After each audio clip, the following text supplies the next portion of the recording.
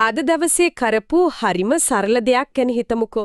මිදුල අතුගාපු එක, බයිසිකලයක් පදපු එක, එහෙමත් නැත්නම් මේ වෙලාවේ මේ කතාබහට සවන් දෙන එක.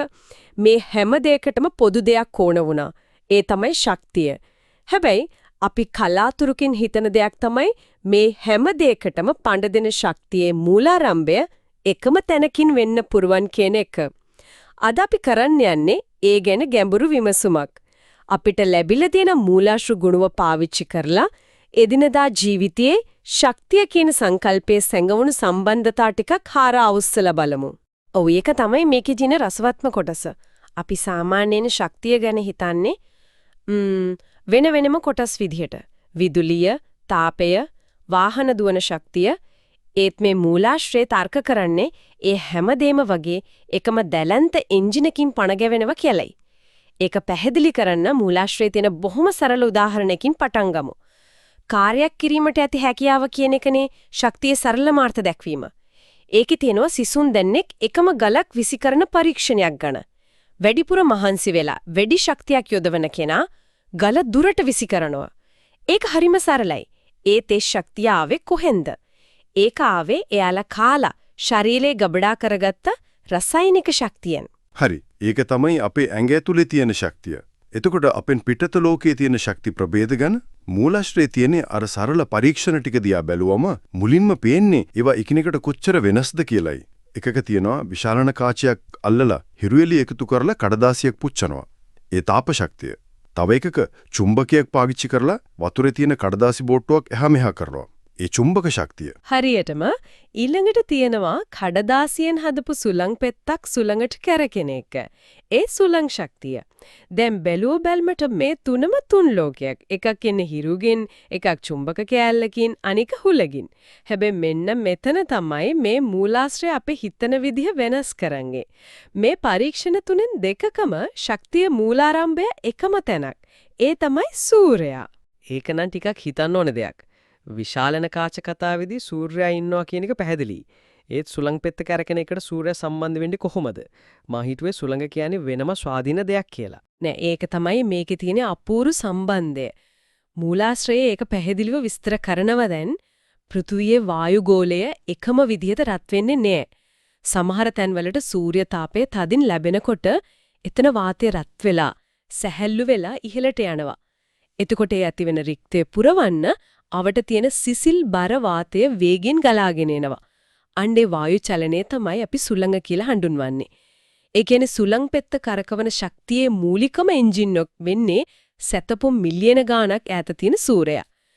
පෘථුවියේ තියෙන බොහෝ ශක්ති ප්‍රභේද කියන්නේ ඇත්තටම පරිවර්තනය වුණු හිරුවෙලිය. හරි. එතකොට මේ කතාබහයේ කේන්ද්‍රීය චරිතය වෙන්න ඕන සූර්යයා. මූලාශ්‍රයේ තියෙන එක ප්‍රධාන අදහසක් තමයි පෘථුවියට ශක්තිය සපයන ප්‍රධාන ප්‍රභවය සූර්යයා කියන එක. අපි ඒක පාවිච්චි කරන විදි දෙකක් ගැනත් ඒකේ තියෙනවා. එකක් තමයි ඍජුභාවිතය. ඒ කියන්නේ කිසිම සංකීර්ණ තාක්ෂණයකින් තොරව කෙලින්ම පාවිච්චි කරන එක. මේ දේවල් වේල ගන්න හදපුවා. මේවයිදි වෙන්නේ සූර්ය තාපයේ කෙලින්ම එකතු කරලා අපි වැඩේට යොදා ගන්න එක. හැබැයි කතාවේ ඊළඟ පරිච්ඡේදය, ඒ කියන්නේ පරිවර්තනය කරලා පාවිච්චි කරන එක තමයි ලෝකයේ වෙනස් කරමින් තියෙන්නේ. ඒ කියන්නේ සූර්ය පැනල් ආලෝක ශක්තිය කෙලින්ම විදුලි ශක්තිය බවට පත් කරන එක. මූලාශ්‍රයේ දින රූපනාමකට බැලුවම මේ තාක්ෂණය කොච්චර දුරක් ගිහින්ද කියලා හිතා ගන්න පුළුවන්. ඒක නිකම් වහල් උඩ තියෙන පැනල් කෑල්ලක් නෙමෙයි. කෘත්‍රිම චන්ද්‍රිකා, ගුවන් යානා, බෝට්ටු, කාර් පවා දැන් සූර්ය බලයෙන් ක්‍රියාත්මක වෙනවා. ඒක නිකම් විද්‍යා ප්‍රබන්ධයක් වගේ. සල අවශ්‍යතාවයට විදුලිය හදාගෙන ඉතිරි ටික ජාතික පද්ධතියට විකුණන තැනට අපි ඇවිත් මෙතනදි තමයි මේ මූලාශ්‍රය හඳුන්වා දෙන වැදගත්ම වචනයක් එළියට එන්නේ. පුනර්ජනනීය, renewable. ඒ කියන්නේ නැවත නැවත පාවිච්චි කරන්න පුළුවන් ඉවර වෙන්නේ නැති ශක්තියක් කියන එක. හිරු හැමදාම පායනවා. ඒ නිසා ඒක ඉවර වෙන්නේ නැහැ. අන්න ඒ පුනර්ජනනීය කියන වචනය අහනකොටම හිතට එන ප්‍රශ්න තමයි එහෙනම් ඉවර වෙන ශක්තිය තියනෝද කියන එක. ඒක තමයි මම හිතන්නේ බලශක්තිය ගැන තියෙන කතිකාවේ තියෙන ලොකුම බෙදීම. මූලාශ්‍රය මේක හඳුන්වන්නේ බලශක්ති දේශපාලනයේ සහ විද්‍යාවේ තියෙන මූලිකම බෙදුම් රේඛාව කියලා. ඔව් ඒක තමයි හරිය. එක පැත්තක තියෙනවා පුනර්ජනනීය ශක්තියින්. ඒ කියන්නේ ප්‍රායෝගිකව ගත්තම අනන්තවත් තියෙන ඒවා. අනිත් පැත්තේ තියෙනවා පුනර්ජනනීය නොවන ශක්තියින්. ඒ කියන්නේ අපි පාවිච්චි කරලා ඉවර කරන සීමිත සම්පත්. මේ දෙක අතර වෙනස තේරුම් ගත්තම තමයි අද ලෝකයේ තියෙන බලශක්තිය අර්බුදයේ ස්වභාවය තේරුම් ගන්න පුළුවන් වෙන්නේ. අපි මුලින්ම අර අනන්තවත්ව තියෙනවා කියන පුනර්ජනනීය ශක්ති පැත්ත ටිකක් විග්‍රහ කරමු.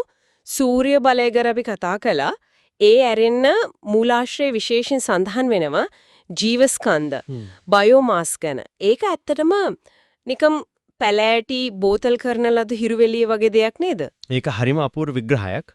ප්‍රභා සංශ්ලේෂණය කියන්නේ ශාක සූර්ය ශක්තිය පාවිච්චි කරලා තමන්ගේ ආහාර හදාගන්න ක්‍රියාවලියනේ. ඒ කියන්නේ එයාලා සූර්ය ශක්තිය රසායනික ශක්ති විදිහට කොළවල, කඳේ, මුල්වල ගබඩා කරගන්නවා. අපි දර පාවිච්චි කරනකොට, පොල් කටු පිච්චෙනකොට, දහයා පිදුරු පාවිච්චි කරනකොට අපි කරන්නේ අතීතයේ ගබඩා කරගත්ත ඒ සූර්ය ශක්තිය නිදහස් කරන එක. ජෛව වායුව හදනකොට වෙන්නේත් ඒ ක්‍රියාවලියම තමයි. හරි, ඒක පැහැදිලි. ඒත් මට මූලාශ්‍රය කියවනකොට පුදුම හිතුන තවත් දෙයක් තමයි ජල විදුලියත් හයිඩ්‍රෝ පවර්.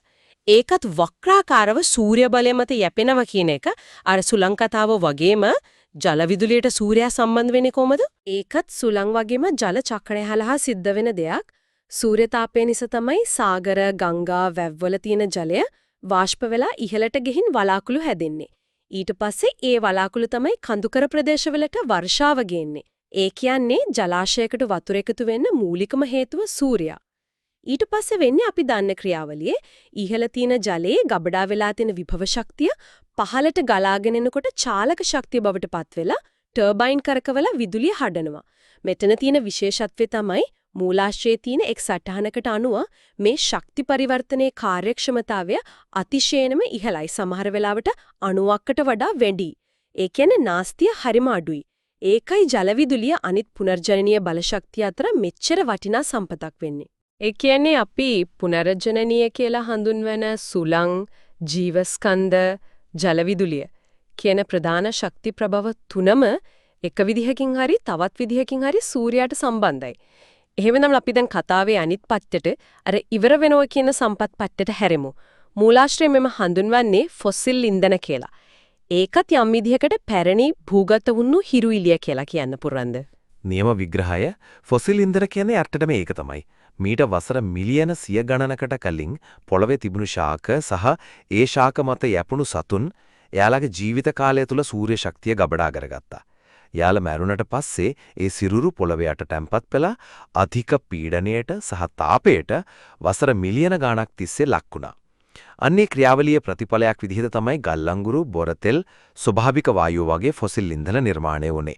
ඒ කියන්නේ අපි අද පෙට්‍රෝල් ගහනකොට, ගල්අඟුරු බලාගාරයකින් එන විදුලිය පාවිච්චි කරනකොට අපි කරන්නේ ඩයිනසෝරයන්ගේ කාලයේ ගබඩා වුණු හිරු එළිය පාවිච්චි කරන එක. හැබැයි ප්‍රශ්නේ තියෙන්නේ ඒක නැවත හැදෙන්න අවුරුදු මිලියන ගාණක් යන එක.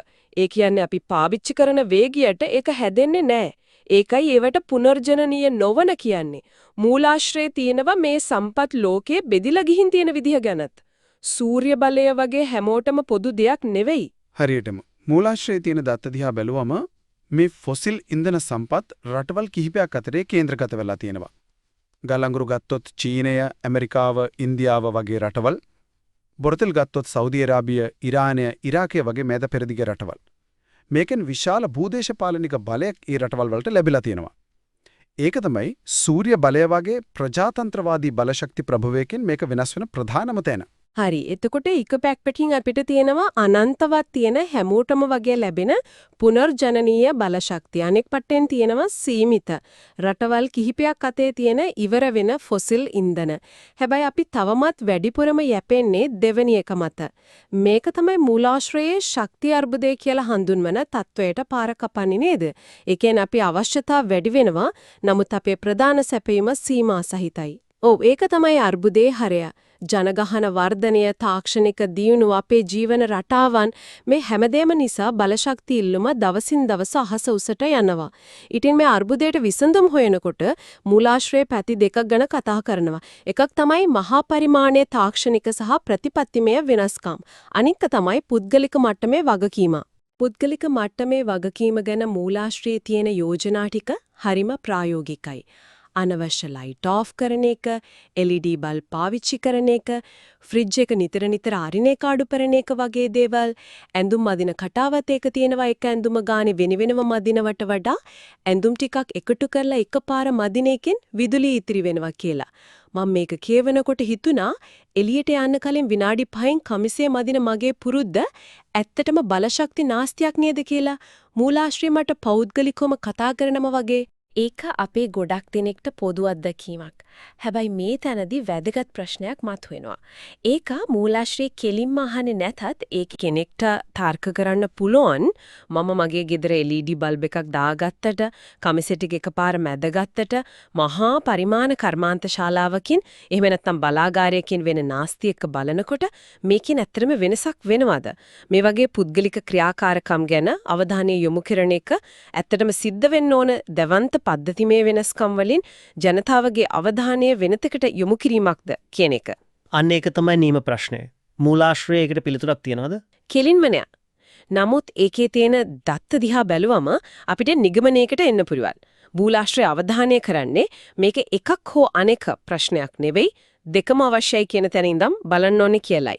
පුද්ගලික මට්ටමේ වෙනස්කම් වලින් වෙන්නේ බලශක්ති සංරක්ෂණය කියන සංස්කෘතියක් සමාජයේ ඇති කරන එක. ඒ සංස්කෘතිය තමයි මහා පරිමාණ ප්‍රතිපත්තිමය තීරණ ගන්න පාලකයන්ට පීඩනයක් ඇති කරන්නේ. ඒ දෙක එකට යන්න ඕන කියන එක තමයි මූලාශ්‍රය යටිපෙලෙන් කියවෙන අදහස. එසේනම් අපි අද කරපු මේ විමසුම එක තැනකට ගේමු. අපි පටන් ගත්තේ මිදුල අතු ගන්නවා වගේ සරල ක්‍රියාවකින්. එතන ඉඳන් අපි දැක්කා කොහොමද අපේ ශරීරයේ රසායනික ශක්තියේ ඉඳන් සුළඟේ, ජලයේ සහ අවසානයේ පොළොව යට තියෙන ෆොසිල් ඉන්ධනවල ශක්තිය දක්වා හැම දෙයකම වගේ අවසාන මූලශ්‍රය වෙන්නේ සූර්යයා කියන එක. ඒක ඇත්තටම හිතන විදිහ වෙනස් කරන අදහසක්. ඒ වගේම පුනර්ජනනීය සහ පුනර්ජනනීය නොවන ශක්ති ප්‍රභාව අතර තියෙන මූලික වෙනස. ඒ කියන්නේ අනන්තවත් තියෙන සම්පත් සහ සීමිත සම්පත් අතර ගැටුම අපේ අනාගතය තීරණය කරන ප්‍රධානම සාධකයක් වෙනවා කියන එකත් පැහැදිලි. හරියටම. අපි දැන් මේ කතාබහේ අවසානයට ඇවිත් ඉන්නේ. ඔව්. අවසාන වශයෙන් සිතන්නට දෙයක් ඉතිරි කරන්න කැමති අපේ මූලාශ්‍රයේ තිබුණ එක් ප්‍රස්තාරයකට අනුව මුළු ලෝකයේම අවුරුද්දකට පාවිච්චි කරන බලශක්ති ප්‍රමාණය ටෙරවට් 16ක් විතර වෙනවා. හැබැයි සූර්යාගෙන් විතරක් පෘථිවියට ලැබෙන ශක්ති විභවය ටෙරවට් 23000ක් වෙනවා. ඒ කියන්නේ අපේ මුළු වාර්ෂික අවශ්‍යතාවය වගේ 1400 ගුණයකටත් වඩා වැඩි ප්‍රමාණයක් හැම අවුරුද්දකම අපිට ලැබෙනවා. ඒකි මේ තරම් දැවන්ත පිරිසිදු ප්‍රජාතන්ත්‍රවාදී බලශක්ති විභවයක් අපේ අතේ තියෙද්දිත් ඉවර වෙලා යන පරිසරය විනාශ කරන ලෝක බල දේශපාලනය අවුල් කරන සීමිත ෆොසිල් ඉන්ධන මත යැපීමෙන් මිදිලා වේගවත් ගෝලීය සංක්‍රමණයක් සිදුවීම වළක්වන විශාලතම තනි බාධකයේ කුමක්ද? ඒක තාක්ෂණික ප්‍රශ්නයක්ද? එහෙම නැත්නම් ඒකට යන වියදම, ඒ කියන්නේ ආර්ථික බාධකයක්ද? එහෙමත් නැත්නම් බලවත් රටවල් සහ සමාගම්වල බලපෑම, ඒ කියන්නේ දේශපාලනික බාධකයක්ද? එහෙමත් නැත්නම් අපේ පුරුදු සහ ආකල්ප වෙනස් කරගන්න තියෙන එකමැත්තද? ඒ ගැන ගැඹුරින් හිතන්න ඕන ප්‍රශ්නයක්.